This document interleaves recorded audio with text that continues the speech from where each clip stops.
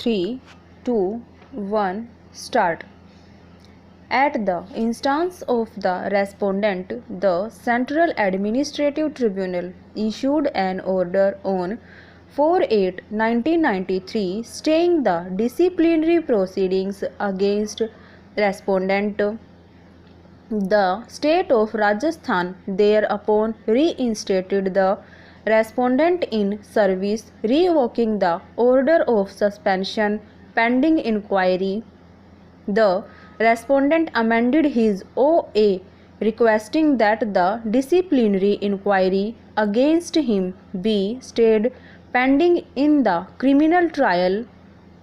When the original application came up for final hearing, the only ground urged by the respondent was that the departmental proceedings be not allowed to go on so long as the criminal proceedings are pending against him.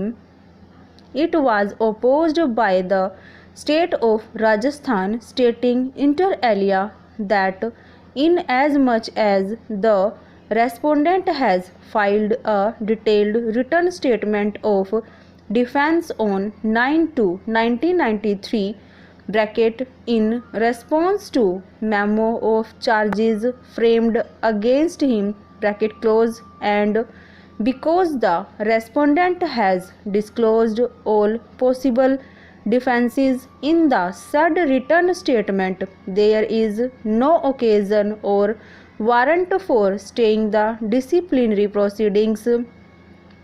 The tribunal found that the charge sheet in the criminal case and the memo of charges in the disciplinary proceedings are based upon the same facts and allegations. It rejected the state's plea that the respondent, having already disclosed his defense, will not be prejudiced in any manner by proceeding with the disciplinary inquiry.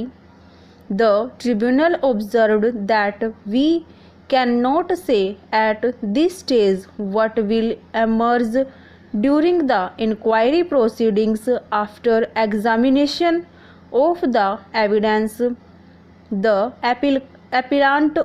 applicant may well have to put forward further defense as and when material against him emerges during the inquiry proceedings, and disclosure of his defense at the stage could well prejudice his defense in the criminal trial.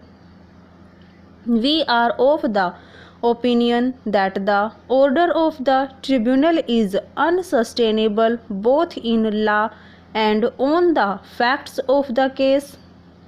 The petitioner therein was subjected to disciplinary proceedings in the first instance and was dismissed from service on 17th September 1953. On 23rd February 1954, the police submitted a charge sheet against the petitioner therein in a criminal court in respect of the very same charges.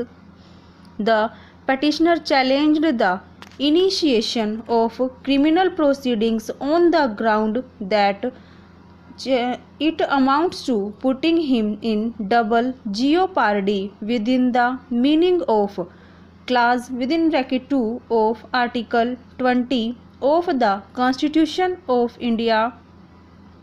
A constitution bench of this court rejected the said plea, holding that there is no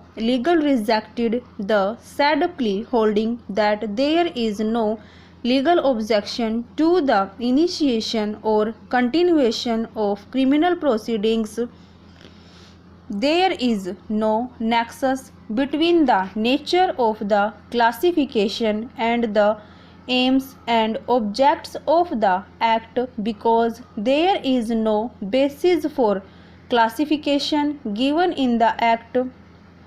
Trial under the Prevention of Corruption Act entails certain disadvantages which result in the denial of equal protection of the laws, and therefore the relevant provision of the Act offends Article 14 of the Constitution. This part of the argument is based on the ground that the presumptions referred to in Section 4 and Section 5 within bracket 3 of the Act place the accused persons at a distinct disadvantage.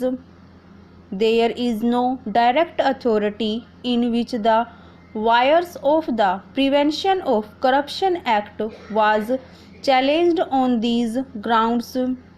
The point was on one occasion raised in the Supreme Court but was abandoned and therefore was not adjudicated upon. Paragraph 14 of the judgment of Rajasthan states the circumstances in which the argument was dropped.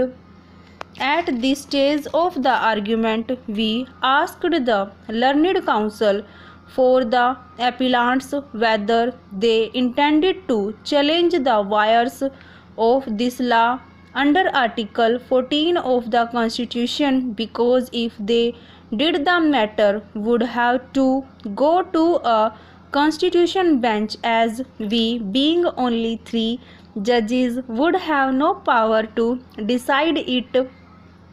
The learned Attorney General at once objected because the point had not been raised at any stage and was not to be found even in the grounds of appeal to this court.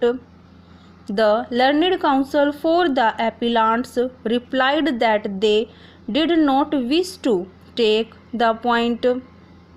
The inverse argument challenging the validity of Section 409 Indian Penal Code was issued in a number of cases heard and decided by the Calcutta, Bombay and Allahabad High Courts.